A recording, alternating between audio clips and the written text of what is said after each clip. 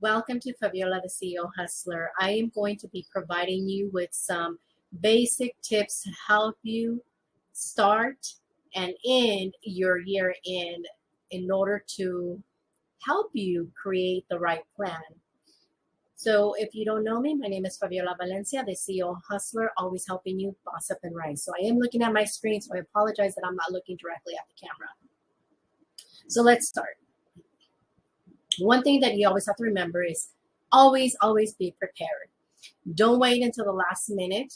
Gather all of your financials, organize all of your purchases, enter all of your purchases into an accounting system. I personally use QuickBooks, which I've been utilizing it ever since QuickBooks launched back in, I want to say, in the 80s. And I love it. It's very user friendly. You can purchase either their desktop version or their online version, but I personally like it. Now, as an interpreter who is always on the go and I do a lot of traveling, so I always have to make sure that I track my mileage, my expenses. So if I'm out on an assignment, I got to make sure that I track all of my, for example, my mileage, my travel time, as well as any meals, or if I purchase anything while I'm on the road, then I track all of those expenses, which I really like, inputting all of this information into QuickBooks. The other thing that is super important is having a list of all of your monthly expenses, whether it be subscriptions, contractors, vendors, your bills, utilities, you name it, because it will help you every quarter to analyze, where you're at, if you need to make adjustments, if there's services or subscriptions that you're paying for that you really don't need. So having that list is super important. So a little bit about me. My name is Faviola again. I am a Spanish interpreter. That is my special, superwoman skill. I am also a business coach and an interpreter trainer. And I've been providing these services since the inception of my business in 2000. So one thing that I realized early on in my business was that if I wanted to operate as an agency, one, I needed to make sure that whoever worked for me was going to, one, be knowledgeable about their skills, their qualifications, their experience, because at the end of the day, they are representing me, my business. Making sure that if any of them need any special training, whether it be with terminology, processes, procedures, that I help them out, by providing them training and development. So that is how I started providing training services. The other thing is that a lot of my clients back in 2000 here in the local area were not familiar on how to work with an interpreter, what to expect from the interpreter. So by providing these interpreting services and helping them incorporate an in-house interpreting department allowed me to provide training and development for interpreters. So that's how I became an interpreter trainer. The other thing is, as a business coach, I've been so blessed to be able to help small businesses, startups, corporations, implementing their processes, procedures, helping them analyze where they're at, what they need, how to help them improve their business operations. And I've been doing that again since 2000. So I was able to build in less than a year a cadre of over 2,500 subcontractor, yes. I had virtual offices throughout the U.S. because it was important to establish an office for the contracts that I was able to obtain in the different states. Because remember, every state operates, has their own guidelines, terms, conditions, pricing, etc. So it was important to make sure that my clients were always provided with the best service possible, but also with the rates and just providing them with overall customer service. So being able to establish these virtual offices was just amazing, because it also allowed interpreters and vendors communicate with those virtual offices and personnel to be able to answer their questions, because guidelines, rules, state, county, federal, vary throughout every state. Another thing that I always recommend is there's 4 quarters in a year, right? So I always try at the beginning of the year, I try to spend that time the first quarter analyzing how my prior year went, what things actually worked, what didn't, what trends, what changes are coming along, because as we know, the world is evolving and social media, online networking, online marketing is like the thing, right?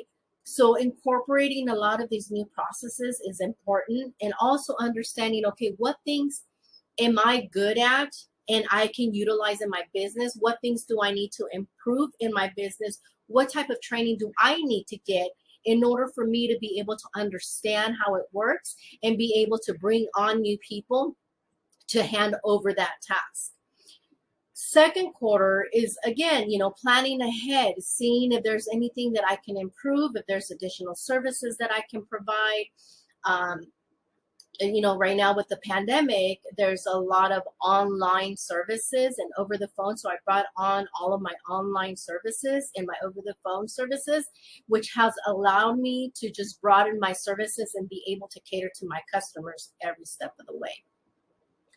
The third quarter, I usually spend it again just analyzing my P&L to see, again, the expenses I have been going through the first and second quarter, seeing if I have to make any changes, making sure that I've added all of my expenses into my accounting system, making sure that if there's new in my chart of accounts, if there's new things that I need to add in there, making sure that I have received all of my 1099s, making sure that I got all of my tax write-offs, as well as my registrations, auto registrations, any repairs, any large purchases within my business, whether it be equipment upgrades or updates or office furniture, basically incorporating all of that. So by the end of the fourth quarter, I take that time to start doing my filing, making sure that I dotted my I's, crossed my T's, I incorporated everything into my accounting system, making sure that I filed everything away, put everything for the prior year, just box it up and eliminate a lot of the mess within the office. Of course, you have to hold on to all of your records anywhere from 5 to 7 years, depending on your business, and just really making sure that you incorporate all that stuff. Whew, okay, let's see. Documenting, I always say, if it's not in writing, it never happened, right? And documenting your accomplishments, where you were at, where you're at now, where you want to be, really analyzing yourself as well as your business. Believe it or not, it will make such a huge difference in your business. And I know a lot of you guys are just kind of going with the flow and really not documenting anything.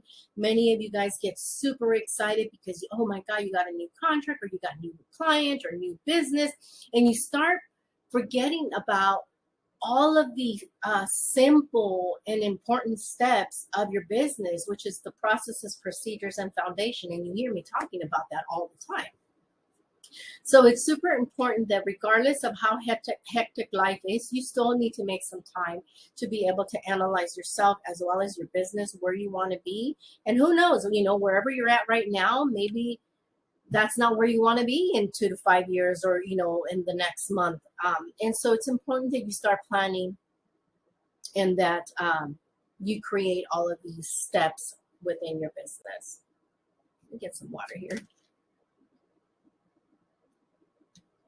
How do you overcome a lot of these challenges that many of you guys go through is documenting all of your expenses. Believe it or not, some of my students, they forget a lot about subscriptions and things that they've subscribed to. And then by the time that they're, doing their year end, they find out that they've been spending like $300 to $500 a year on just unnecessary things. So it's super important that you know, again, analyze, plan ahead, plan for the year.